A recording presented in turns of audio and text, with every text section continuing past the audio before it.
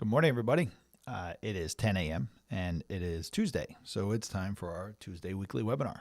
And happy Halloween, October 31st, 2023, Halloween. We were really, my youngest daughter, my 17-year-old, chided us this morning because we did such a poor job in decorating the house this year. You know, like so many of us, it's just been a busy year, and usually we don't go all out, but we have some great decorations, and this year it didn't happen. But neither did it happen with my 17-year-old. But happy Halloween to all of you. I hope you get to have some kids come by the house today or get to go maybe trick-or-treating yourself with your young ones, and it's always fun. So I'm going to lay out our weekly webinar. Just to remind you, we're going to go over some updates from the Slott group. We're going to talk about the markets. We're going to have a lot of investment discussion this week.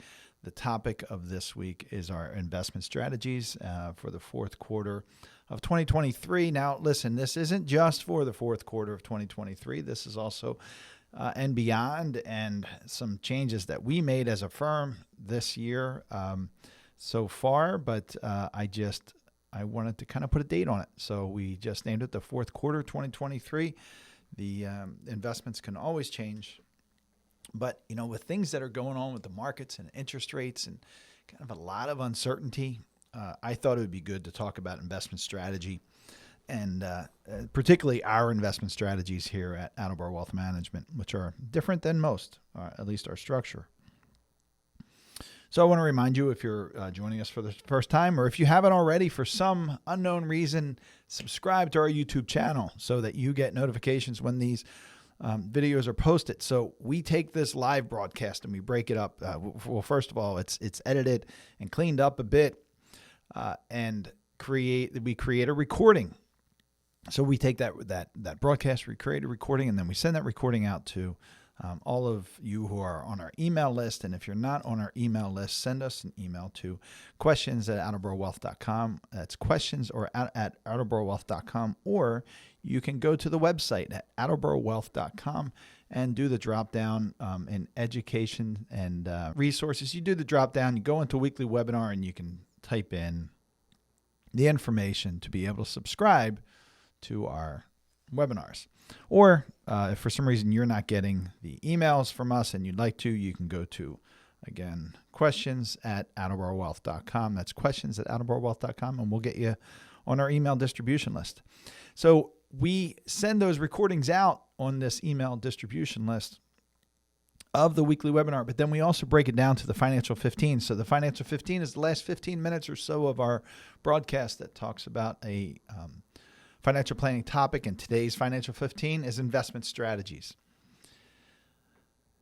And then sometimes it's longer than 15 minutes, admittedly. So what we do is we've been breaking them down into shorter kind of nuggets from there. So if I know a lot of you listen on your, while you're driving, or if you're working out or walking or something like that, and it just gives shorter periods of time for you to dedicate to this education, which is so vitally important. If you're a client or if you're not a client, this retirement education is so important. If you're a client, we often talk about, we have these review appointments, and we say it's not just about reviewing the accounts and reviewing, the financial plan. It's also a reminder of why we do these things differently than most of the people out there. A study just showed that only 25% of the folks out there have a Roth IRA or some kind of or Roth 401k or retirement plan. And the number that that sounded like a lot to me when I dug into that statistic.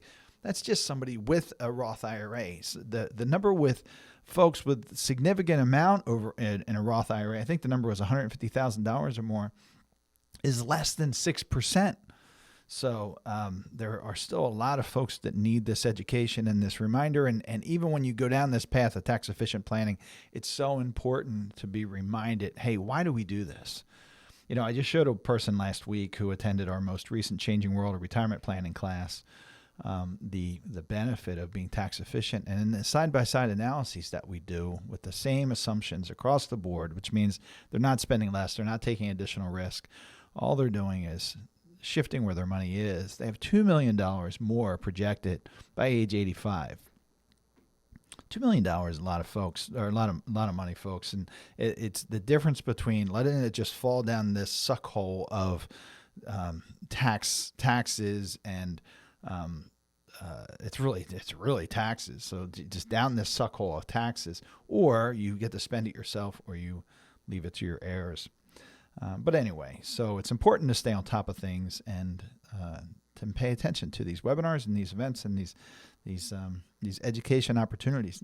And even if it's in small bites, and that was my point, we're breaking this down so you don't have to spend an hour listening to this. You can fast forward. Certainly, we put chapters in here so you can go to a chapter that interests you. You can even just go to the playlist, the Financial 15 playlist, and you get smaller segments of it.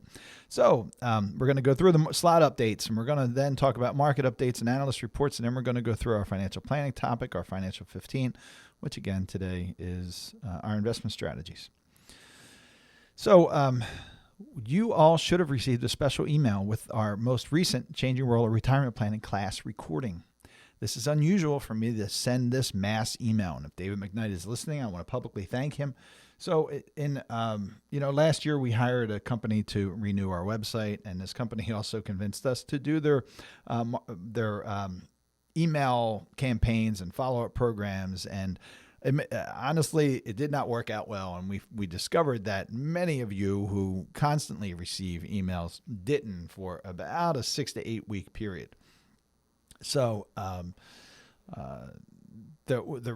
took that back, and I now handle the email notifications as I did in the past. But the reason I mention that is because that many of you weren't invited to this webinar online class, this Changing World of Retirement Planning class. So I explained the situation to Dave McKnight, the creator of this course, and I said, hey, would you mind if I sent these recordings for a limited time? So we can, on YouTube, we can just have them available for a period of time. So for a limited time, I'll make them available on YouTube with a link to everybody who I normally would have invited. He said, yeah, for sure. Happy to do that with those parameters in place. And, Dave and I have known each other for several years now, and he trusts me completely. And so it was Sunday night, I think it was. I sent these emails out to all of you. So you've got 6 hours of retirement planning classes. If you've taken it before, the Changing World of Retirement Planning, you might want to take it again. If you haven't taken it before, folks, spend the time. You have the opportunity to do it in small periods of time. So spend the time, go through it, and then I'd love to hear your feedback. Okay. So you're going to be getting that, or you got it already. Changing World of Retirement Planning class recording. If you didn't get it, let me know. You go to questions@attleborowealth.com. That's emailing questions@attleborowealth.com. Let us know if you didn't get it or if you want it. I can't send it to everybody, but if you become an email subscriber, I can at least track where the video is going, and we can go from there. So let's jump into our slot updates, because I usually do 2. I have 3 this week because I just thought they were so darn interesting. So let me share my screen with you, and we're going to start with Roth IRA distribution ordering rules. And one thing I didn't mention in my updates is that this week is slated for my slot planning updates, or slot education and updates. So what does that mean? Twice a year, as part of this Ed Slott Master Lead Advisor Group, education is required of us. So not only do we get this great support from Ed and his team of analysts, but they give us these 2 full days, a day and a half, 2 full days of education and updates twice a year. And right now, this week, we have another one coming up. And this is going to be a webinar. I think it's going to be the last webinar in online series. And I think they're going to shift all back to live. The last one in the spring was live. This one is webinar series. But that's Thursday and Friday this week. So I will have limited availability Thursday and Friday of this week if you have questions. But folks, you have my team. My team is excellent. Everybody is top-notch at their jobs and their roles. And I have full faith in them. And if it's something they need to come to me with, they certainly will. So feel comfortable reaching out. So Andy Ives writes, within the 400-page Ed Slott Advisor Training Manual, we indicate a basic chart that outlines the Roth IRA distribution ordering rules. We talk about these a lot, and the availability of those specific dollars. When presenting the material to a live audience, I always say is my favorite page. Those in the crowd usually joke and ask incredulously, you have a favorite page in this book? So, these manuals are thick. I've shown you before. There's a lot of information in there, and I'm always amazed at the amount of information we can go over in a day and a half. Hi, everybody. Hi, Doug. Hi, Kathy. I just see you on there. But it's great material. So, yes, Andy writes, for such a simple graph, I think it would get a person through 95% of all Roth distribution questions. And that percentage might be low, Andy writes. In fact, I keep the draft on my computer desktop and have shared it with so many people I lost count. The slot report format precludes me from sharing the actual chart, but I can share the words on it, some key items I always mention during our training programs before discussing the chart. So remember, these are the key items. Remember, the IRS views all of a person's Roth IRA as one big bucket of money. It does not matter how many Roth IRAs you maintain. This is only applicable to Roth IRAs. These ordering rules do not consider any Roth dollars a person may have in a 401k, and nor does it factor in any inherited Roth IRAs. Pay particular attention to the or and words. These little words make a big difference as to availability of the Roth IRA funds. When taking a distribution from a Roth IRA, this is the order in which the dollars come out, 1 through 3. You cannot access your converted dollars until the contributions have been depleted, and you cannot access any earnings until both the contributions and the conversions are gone.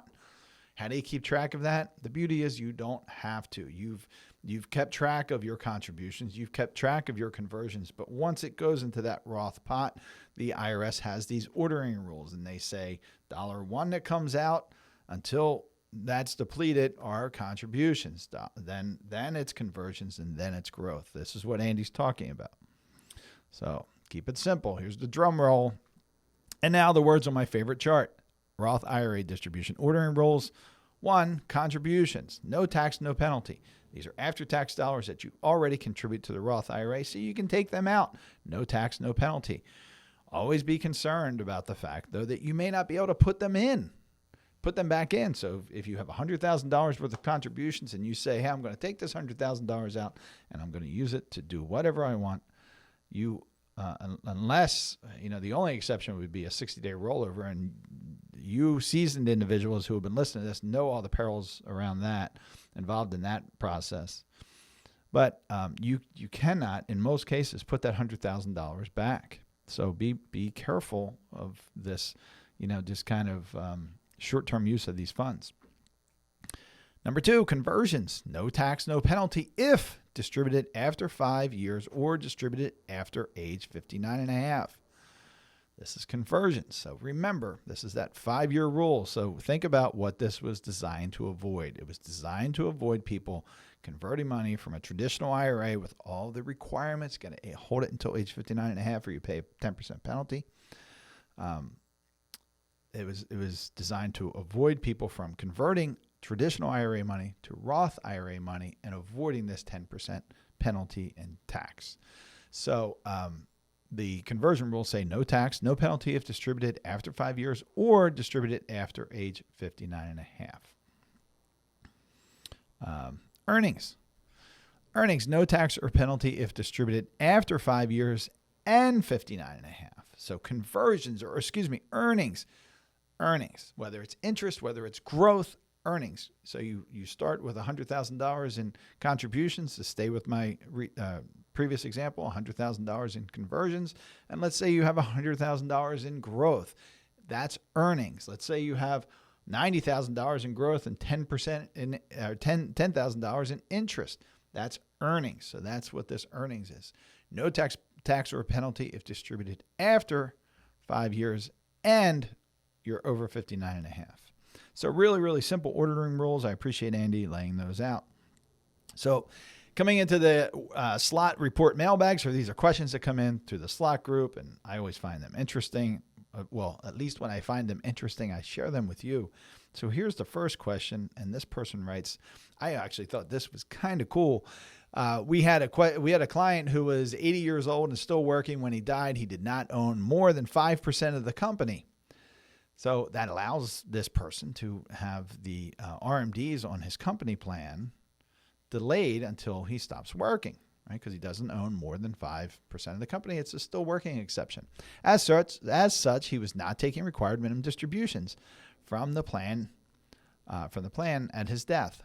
Our client named his son as the sole beneficiary. The son would be considered a non-eligible designated beneficiary. What are the son's requirements for future RMDs in this situation? This could easily get confusing because obviously the person who died is over the current age for required minimum distributions. That's age 73. So one would think that he's already started his required beginning date, but he's taking this still working exception. So there hasn't been a required beginning date. So which applies? That you have to take required minimum distributions during those 9 years, right, of the 10-year withdrawal rule now, or you don't, since there's no required beginning date. I think it's really interesting. So Andy writes, Justin, the still working exception available on some, but not all workplace retirement plans allows a person to delay RMDs on the plan dollars until April 1st of the year following the year that they separate from service. Since your client was leveraging this exception when he died, RMDs did not apply to his work plan while he was alive and therefore will not apply within the 10-year rule for any non-eligible designated beneficiaries. In this case, the son must abide by the 10-year rule, meaning the account must be emptied by the end of the 10th year after the year of death, but he will not have any RMDs in years 1 through 9.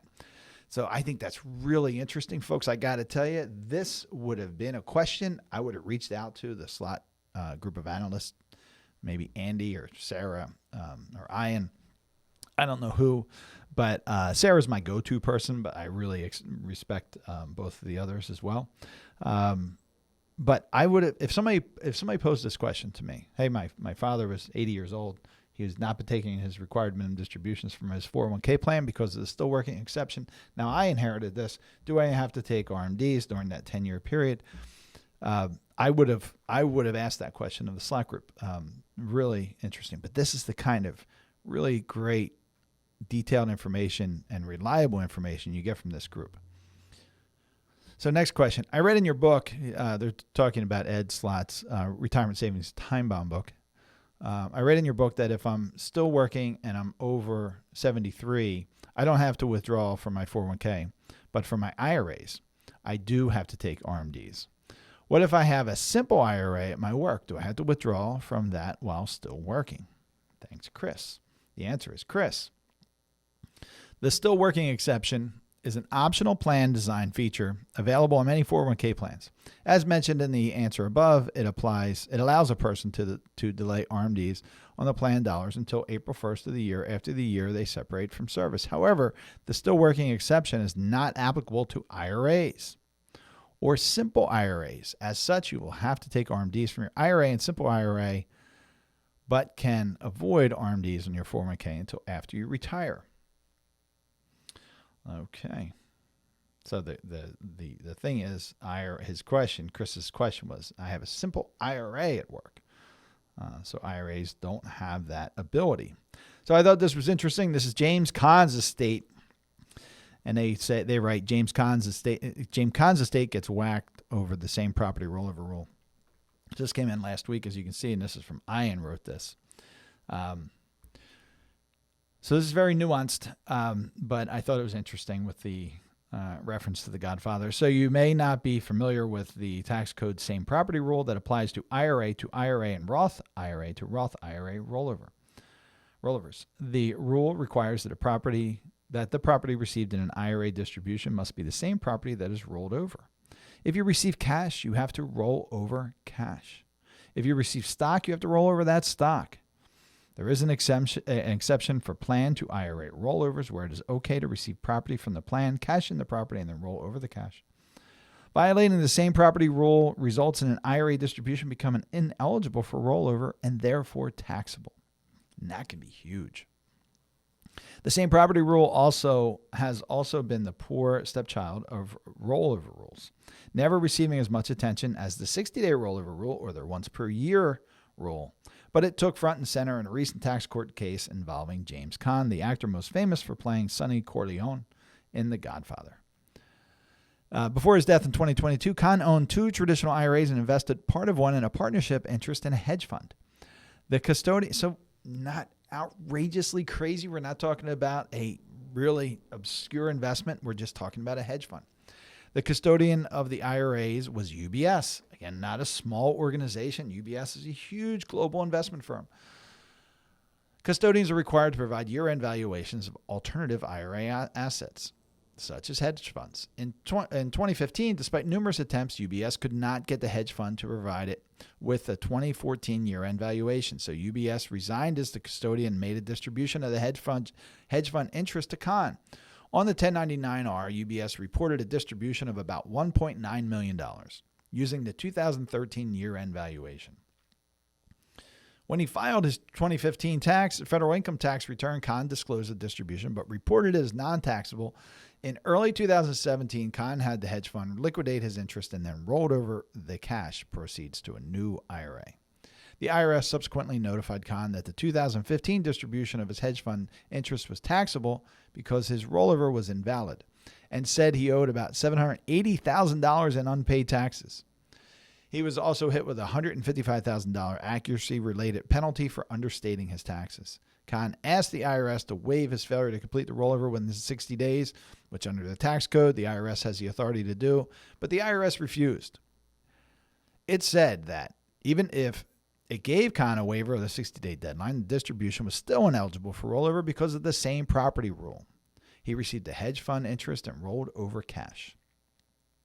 And unlike violations of the 60-day rule, the IRS has no ability to waive violations of the same property rule.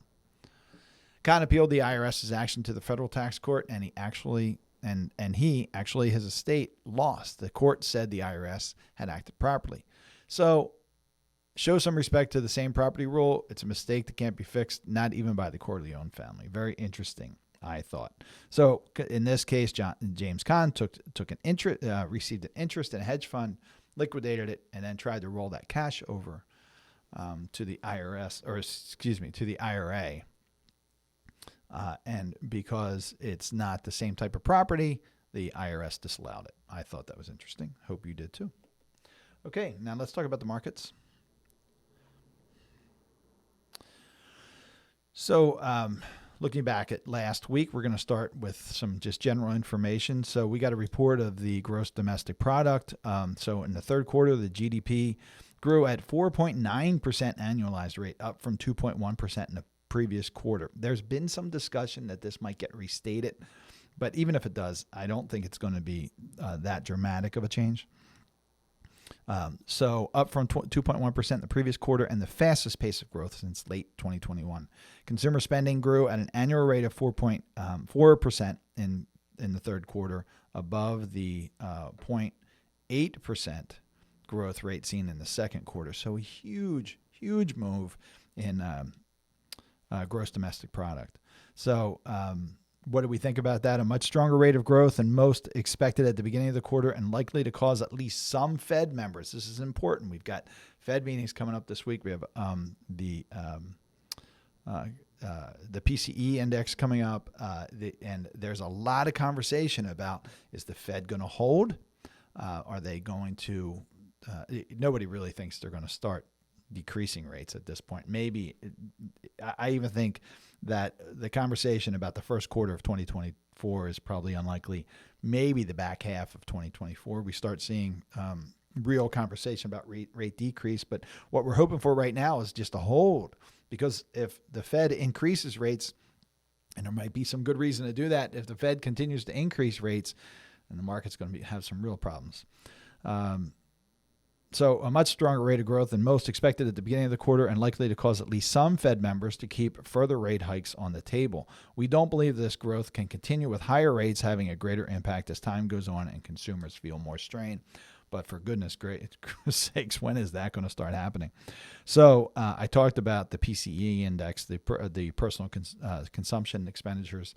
This is the Fed-favored inflation measure, and it rose 0.4% month over month, as expected, and was unchanged year over year at 3.4%.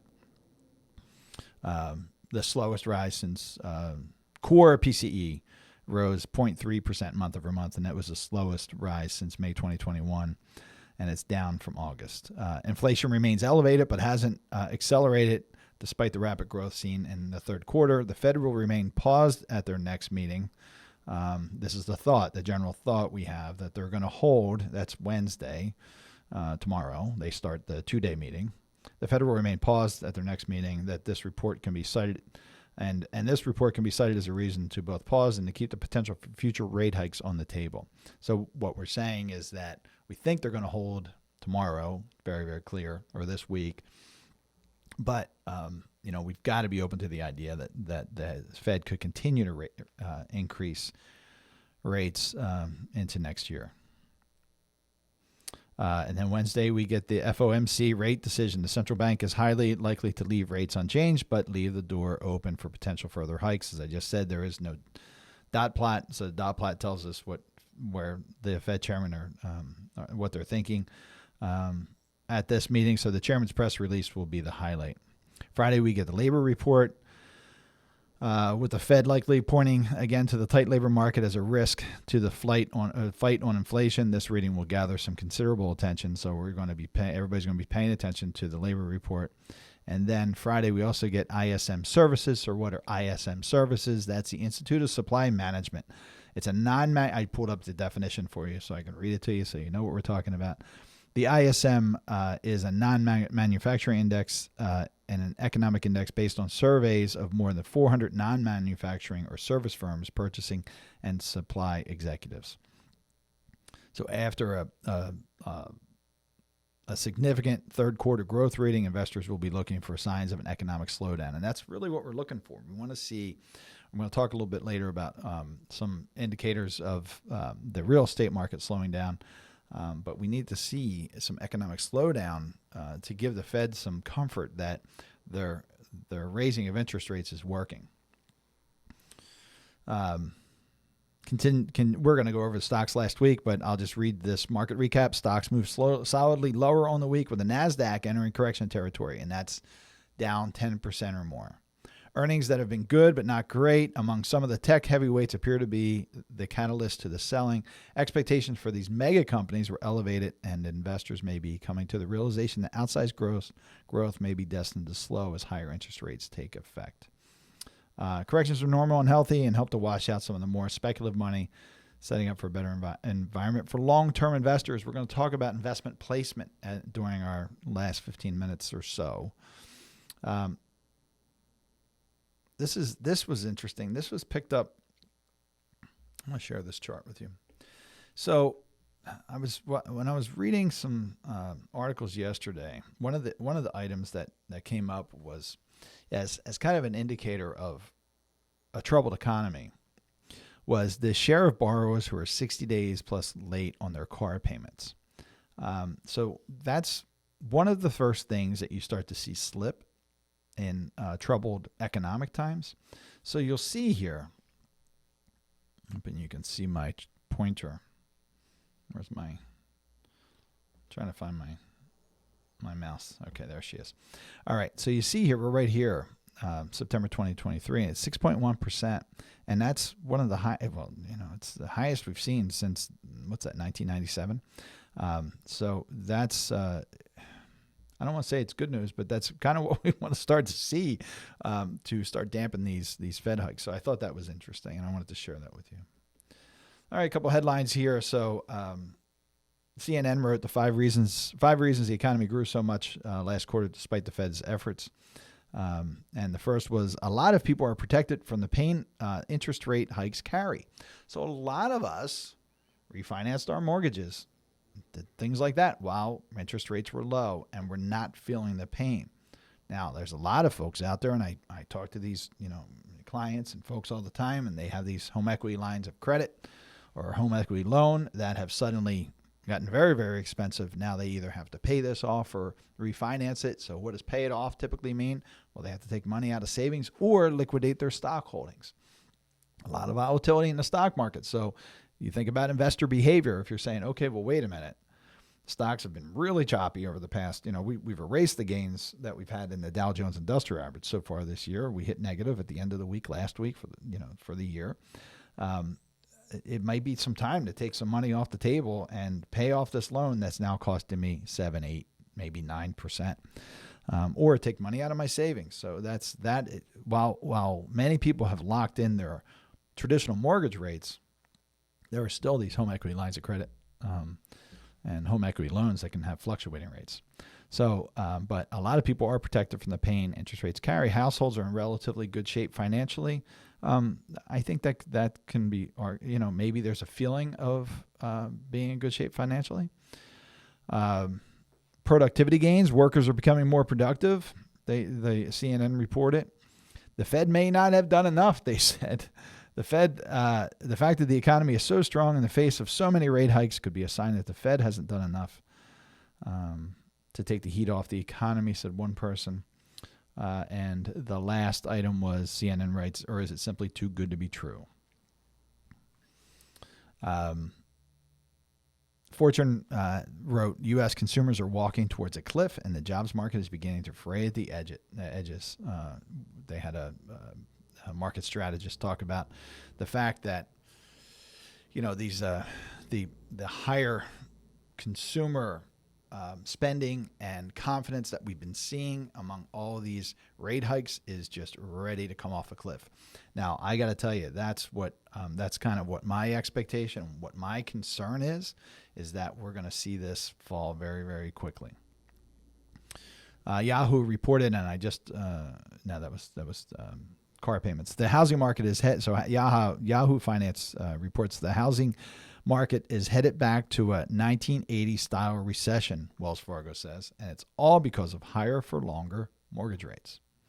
So a lot of people are kind of waiting to see if these 30-year mortgage rates, which are now close to 8% sometimes, or high 7s, is that going to back off? If I would have said to somebody just a year ago that you're looking at 8% mortgages, nobody would have believed me. Let's see. The Treasury auction results show lagging demand for bonds. So there was something like, the primary dealers for the Treasury markets had to take back about 18% of the debt offered. So the deal is when the U.S. government issues bonds, the offerers, the primary dealers, if 100% of them aren't sold, then the dealers have to buy some back. And it was a high level, 18%. There was also a analyst from the International Monetary Fund who wrote, the most worrying is the case of the United States. So this came up during a press briefing. I think it was last week. Most worrying is the case of the United States, where fiscal deficits have deteriorated substantially in 2023. And this was the director of the IMF's research department. So we're getting attention around the world about our deficits and spending. Our deficit. Let's see, our deficit. The Congressional Budget Office reported that the federal budget deficit for the 2023 fiscal years is $1.7 trillion. That's up 20% over 2022's budget deficit of $1.4 trillion. So obviously, this just continues to add to our national debt because we still fund these projects even though there's a deficit, so we have to issue more debt, and that continues to build. We're at over $33 trillion right now. What did the markets do last week? Well, let's just say everything was down. Bonds were up slightly, but the overall stock markets were down. The Dow Jones Industrial Average was down 2.14%. The S&P 500 was down 2.5%. As I said, the Dow Jones Industrial Average was closed the week for the year down 0.5%. Only has gains year over year of 3.39%. The S&P 500 has come all the way down to 8.64% for the year. I think it was as high as 18 or 16%. So we've seen a dramatic sell-off. Bonds are up slightly, 0.68%. The U.S. Aggregate Bond Index, that's where most people hold their bond holdings. It's down for the year at 2.48%. So very, very challenging week last week, and we're going to talk more about investments in a bit. I'm going to just tell you what BlackRock and Goldman Sachs are saying. So BlackRock said Tectonic shifts in the U.S. financial sector are changing the markets for deposits and credit. This is a mega force we see affecting returns now and in the future. So they're talking about financial institutions that are fighting against these high short-term interest rates. So there's a battle right now with, money market rates and CDs and people are kind of, they have this exuberance around this short-term interest rates. And I appreciate it. Makes our job easier on that short end. So I'm going to talk about our segments in a minute, but our segment 1 portfolio, we budget for a 2% return. We're getting over 5% return in that safe money right now. So I'll take that. But consumers are really shopping these rates. And the concern is, how long is this going to continue, and what effect is it going to have on these financials? Some of these larger banks are struggling if they're not offering these higher rates. The U.S. stocks hit 5-month lows, and 10-year Treasury yields rose above 5% last week. Q3 GDP was stronger than expected, and BlackRock says we don't see that continuing. And then they talk about the week ahead with the Fed. Goldman Sachs wrote, surging interest rates and geopolitical tensions have driven the U.S. dollar to an 11-month high earlier this month, serving to tighten financial conditions further by disincentivizing demand for U.S. exports. While a stronger dollar may be a challenge for some, it seems to be a welcome sign for the Fed in their effort to lower inflation. This is another input that may suggest the FOMC, that's the Fed, right, will hold its policy rate at 5.25 to 5.50 in their November meeting. So that's good from a rate hike point of view. And that's it for the markets. So how do you combat all that, folks? We have concerns about the economic outlook. We have analysts who are saying, it's a common theme this week, but oftentimes analysts are saying different things. Well, we're going to talk about our investment strategy and what that looks like. So let me just pull up my whiteboard here. And I'm going to share my screen. So this is our Financial 15 segment. And if you're just joining us for this segment, what we just got done with was the first 3 quarters of our weekly webinar, where we talk about updates on IRA distributions from the Slott Group. And we talk about the overall markets. And we had a lot of concerns about the markets this week. So we've been seeing volatile markets since early September. And there's some concerns about, has the Fed done enough? Are they doing too much? What's going to happen? Are they going to hold rates? Are they going to raise rates? When are they going to start cutting rates again? What does this mean for the housing markets? What does it mean for consumer spending? And what does it mean for my investments in my financial plan? So you all have heard my 3 pillars of investing discussion before. And if you haven't, we'll put a link to the 3 pillars investing video in the description. But we're going to focus on 2 areas. So the 3 pillars of investments are asset allocation, principal protection, and account segmentation. So we'll talk about principal protection another time again. So we're going to kind of take that out of here. But we're going to focus today on asset allocation and account segmentation. And I specifically want to talk about our investment strategies for this firm. The principal protection is vitally important, and I'm trying to avoid getting into that discussion. But I'm just going to say we're going to talk about that in another segment. But let's talk about some fundamentals here. So first, I want to talk about modern portfolio theory, because it's important for you to know how we manage our investment process and how we choose our investments. So first of all, how do we get there? We base this on modern portfolio theory, and I listed here. That was introduced in 1952. Harry Markowitz was the fellow who wrote a research paper about this, and he then won a Nobel Prize. And basically it says for a given amount of risk, you get a certain amount of return. So what are we looking at here? This chart shows returns by percentage. And of course, we have lower returns here, higher returns here, and then we have risk of, and of course, risk is measured in standard deviation. But that's I don't want to get technical. Then lower risk, higher risk. So what modern portfolio theory says that given these circles represent portfolios. So given a certain amount of risk, you get a certain amount of return over time, assuming that the portfolio, investments stay balanced and they stay efficient. So if you're, for example, let's pick a spot and let's say 5%. Now this is kind of where the discussion around short-term interest rates get interesting. But this will say for 5% return, you're taking let's just call it 8%. I'm sorry, I got it the other way around here. I'm at this should be risk, and this should be return. So this, as an example, for a 5% return on your money, you're at about an 8% standard deviation or risk. So without getting too in the weeds here, that can be actually 16% of fluctuation at 8% standard deviation.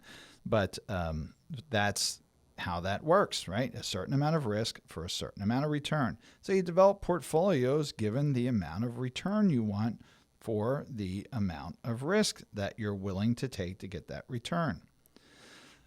So that is modern portfolio theory in a nutshell. This red line represents the idea that, if we have lower risk, lower return here, lower risk and lower return here, you might think, well, the best way to get lower risk and,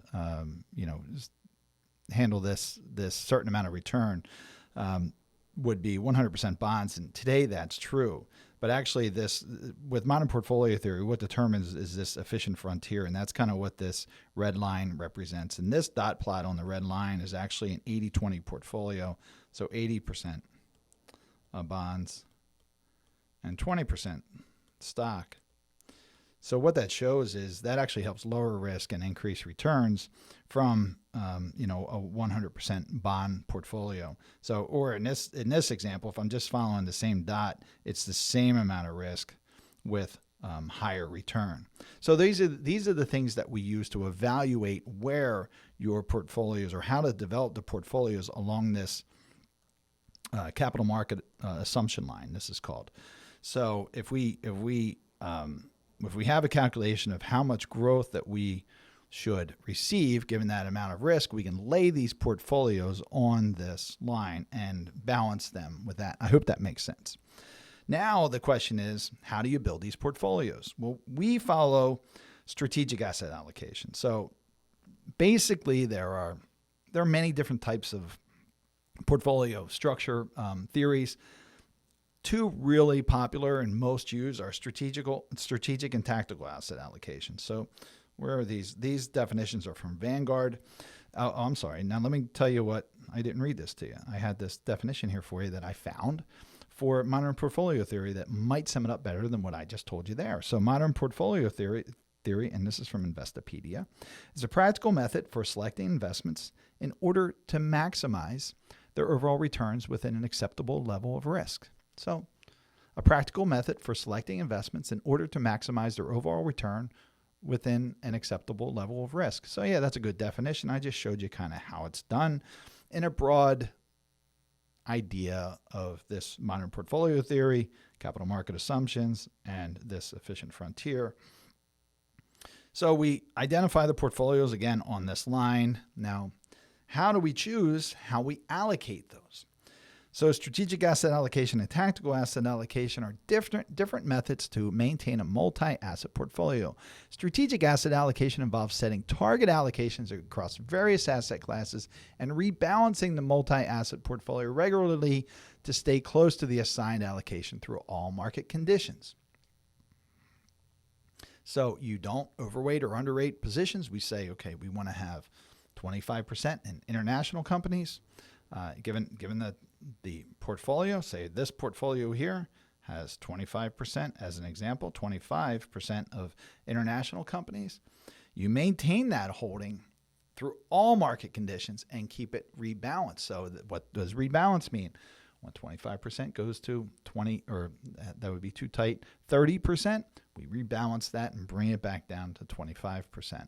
If it drops down to 20%, we rebalance it and we bring it back up to 25%, because we know with keeping this portfolio balanced over time, it helps moderate the volatility and helps keep us in line with what we want to achieve for the amount of risk that we want to give up for achieving that return. Hope that makes sense. So in contrast, tactical asset allocation I'm right here. In contrast, tactical asset allocation encourages adjustments to a portfolio's asset mix based on short-term market forecast. This approach aims to systematically exploit perceived inefficiencies or temporary imbalances in values among different assets or sub-asset classes. It seeks to take advantage of market trends or economic conditions by actively shifting a portfolio's allocation across or within asset classes. So in this example, you might say, well, hey, we think, as I said before, strategic asset allocation might say 25% international, but tactical allocation might say, hey, we think international companies are going to do better than U.S. companies. We're going to overweight international by taking that up to 35%. So BlackRock famously did that in 2020 coming out of the pandemic, and they cost their investors a lot of money by taking that tactical shift. So sometimes it works, sometimes it doesn't work. What we follow is strategic asset allocation. I have found little evidence that tactical allocation, these trying to figure out the short-term advantages of market conditions, really adds any value, and it does increase risk of the portfolio from what I've seen. So, our clients aren't looking to earn every nickel of growth that they can. If their stated objective is 8%, they're not saying, boy, you better earn 10%. Most of our clients are saying, we want to keep the money we have. We want to make sure we fund our goals, our needs and objectives. And we want to make sure we do it without having to stay up at night worrying about it. Frankly, if a person comes in and says, and I've had these folks before, and they say, well, hey, Mark, we did 10% in this portfolio last year. I'd like to know why we didn't do 12. Because my brother, uncle, cousin, friend, whomever did 12% in their investments. They're just not our clients. I take pride in our investment strategy, and it's we've done quite well for our clients over the years, but it's not about just swinging for the fences all the time. So once we understand how we identify where the portfolios should be on this modern portfolio theory, efficient frontier capital market line, and we identify the type of investment we want to do, and that's strategic asset allocation. Now, how do we determine what fits for you? Most people will say, well, that's easy. We're going to give you a risk profile, and that risk profile is going to say, you're willing to give up this amount of risk for this amount of return. And then we're going to choose the portfolio that works for you. Well, that doesn't make sense to me, just basing everything on that risk profile. What we want to do is we want the financial plan, I'm over here, to drive your investment decisions. Your financial plan identifies the funds that you're going to need in different times of your life. That's what should drive the investment decision, and that should tell us what portfolio we're using and when. So these are our current allocations that we have. Let me blow this up. And I made it just as big as I could to fit with that efficient frontier. But you'll see here that we call these segments, and I'll talk about that in a minute. But our segment 1 portfolio has 0% stock, 45% bonds, and 55% cash, which now is money market. So really zero risk, right? And this is, I'll go into segmentation in a second, but then we have our segment 2 portfolio. So our segment 2 portfolio has 22% in stocks, 59% in bonds, and just 1% in cash and 18% in other. Now, these stocks are going to be mostly buffered positions. That means that there's some level of protection on the downside. because these segments are time-based when you're going to need these funds. Then we have our segment 3, and you'll see we increase our stock holding, and that goes back to that. Remember that corner I showed you where you can actually increase returns with while maintaining the same level of risk? The modern portfolio theory shows us, and that efficient frontier shows us, with having some stock exposure. The difference today being that you can get short-term rates of about 5%. So you'll see that in our segment 1 portfolio, there's no need to take that stock exposure. 18 months ago, we had some stock exposure in our segment 1 portfolio, but we don't need to do that right now. We don't really see that until segment 2. And this is typically money that you'll need in 4 to 5 years. So that's years. All right, and then you'll see here in segment 3, stocks, bonds, cash, and other again being these buffered stock positions. But bonds, it gets important here in this segment. So this is where we start using some bond funds. And this is kind of what drove the decision or this discussion for me today, because we've been seeing some losses in the bond funds. So earlier in the year, well, last year, just to recap, and we're going to go a little over time, so I apologize for that. But last year, just to recap, we made a significant change in our investment structure. And as interest rates were rising, we saw a big drop in our bond holdings. So we liquidated our bond holdings and went to cash and short-term treasuries and things like that. Now, you might say, well, Mark, that sounds like tactical investing, and that's what you just said you don't do. And you're right. But it was, and I've rarely done things in my career like that, but it was very, very obvious to me that this was going to continue for some time, and I didn't have the level of comfort to in a bond manager to help fight this risk of decreasing values in my client account. So I did make that tactical decision, but that doesn't happen very often. It was a good one, but it doesn't happen very often. But we started redeploying bond funds earlier in the year because as interest rates were moderating, and I guess it was about 3 or 4 months ago, as interest rates were moderating, I expected some stability in the bond markets, but that's not what happened, folks. The Fed adjusting interest rates is one thing, but then the market can also adjust interest rates. So what you need to know, though, is that the fluctuation where we're seeing these bond funds, when we're talking about segment 3 portfolios, well, if this is 0 to 3 year money and this is 4 to 6 year money, we don't need these funds for 7 years plus. So we can handle the modulation there. We can handle volatility there, and we still want to be positioned to have some growth in these positions when interest rates normalize.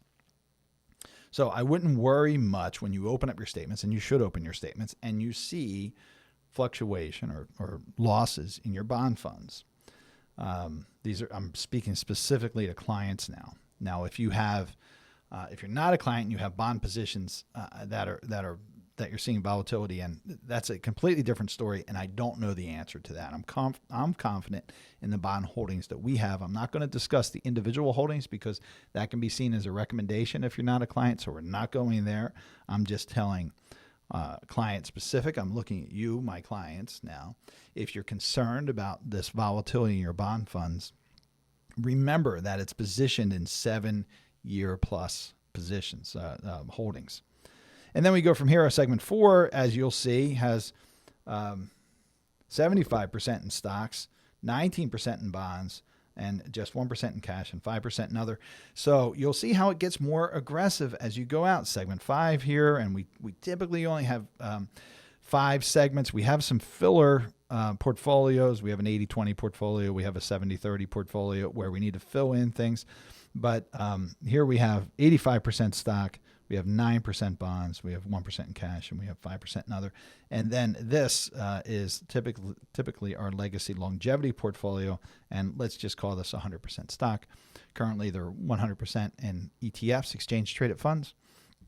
And this is money you're likely never to need during your lifetime, but it's there for you as you grow, as you age, etc. Now, if we're giving out our years here, and segment 3 is 7 to 9 years, Segment 4, for example, is 10 to 14 years, and then segment 5 is 14 plus years, and this is you may never need that money. You'll see that we get more aggressive as your timeline goes. And then all those funds have to cascade. You're always going to have a segment 1, because as soon as you spend this money, your segment 1 becomes a segment 2, and actually gradually or along the way, and then segment 3 becomes segment 2, and it cascades down like that. And sometimes, like now, we're earning more than expected in segment 1, so sometimes we send that money back up, and we stair-step it up the stairs to the other portfolios. So how do we determine where we place that money? So we know how we build the portfolios. We know how our method is for building these portfolios. How do we determine the need? Oh, I almost covered myself. Hopefully you saw this before. The financial plan drives investment decisions, and the need drives where on your timelines allocations are placed. And that is what we call account segmentation. And simply, folks, but not easily, it looks like this. We take this asset allocation, and instead of having one big portfolio that says, trust us, we understand this, and we have sophisticated tools, we don't say that. We say, okay, let's spin off these segmented accounts depending on when you're going to need the funds. Because the goal is, here's your retirement, and you want that money to last until you are no longer here, right? And you've all heard this before, but then we take these portfolios up here, and I wish I could do this really easily and quickly, and you pull them down into these segments. Boy, that'd be neat. No, I can't do that. But we build these accounts and these portfolios, like I just showed you above, that fit in these segments. And they have to be separate accounts, because psychologically you have to understand that your less aggressive accounts, your very conservative, no risk accounts, are here for your 0 to 3 years. And that has to have an assigned account number set so that well, hey, Mark, I'm seeing this drop in these bond funds right now, or I'm seeing the drop in the stock market right now. How's that going to affect my retirement? Well, listen, even this segment 3 account that I just talked about, the bond fund, if it's down 5%, you're not going to need that money for 7 to 9 years.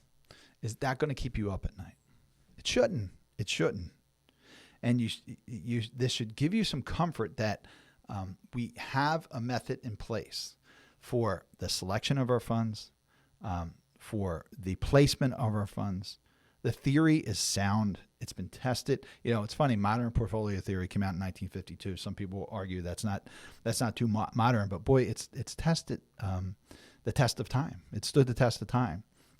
The thing is that you just can't have a 60-40 portfolio. You just can't have an age-based type of investment that just changes based on your age, because you're taking risk in areas that you may not understand, and age-based is not necessarily appropriate. You want the financial plan to drive your investment decisions. You want your need to drive where on that segmented timeline each one of those portfolios rests.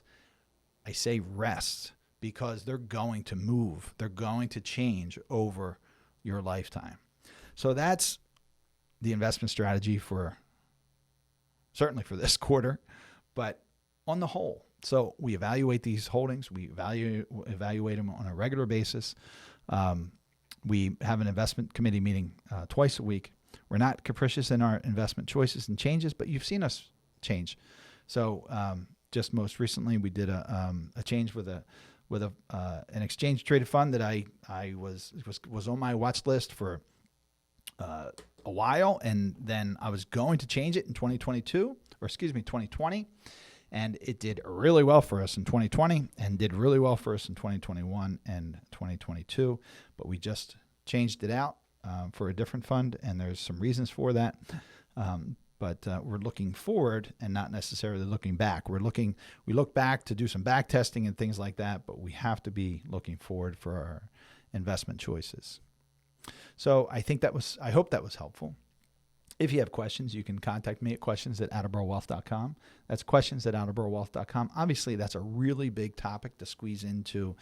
It was about 20 minutes in this case, but hopefully you You got some questions answered if you had them, and you find some comfort in this craziness that we have right now in the markets, because really we just don't know what's going to happen with interest rates. We don't know what's going to happen with consumers. I'm concerned about the economy, but I had some talking points down now. So why do we discuss the investment strategy today? A lot of volatility and uncertainty, right? We're talking about a lot of ifs. What happens if the consumers stop spending? What happens if the economy falters? What happens if housing prices or housing availability and the housing market goes back to 1980 levels? Is that what Wells Fargo said? Interest rates are very confusing right now. Nobody really expected this the Treasury markets being, the auctions being slow, the Treasury markets being volatile. Nobody really expected that. Stock markets are uncertain. The global economies are uncertain. So just a lot of uncertainty, and that's why we're discussing this today. And I'm hoping that our method, our strategy, and with principal protection, account segmentation, and asset allocation, now you see how the asset allocation works and applies to the account segmentation. Hope it gives you some comfort. If you have questions, reach out to us at questions@attleborowealth.com. If you're not already doing this in your financial plan, folks, you should be. And if you want to know more about that, you can schedule time with me by contacting us at questions@attleborowealth.com. If you're not already a subscriber, please be sure to subscribe to our YouTube channel and share it with your friends. Thanks, everybody. I hope this was helpful. Have a great week, and we'll see you next week. Take care.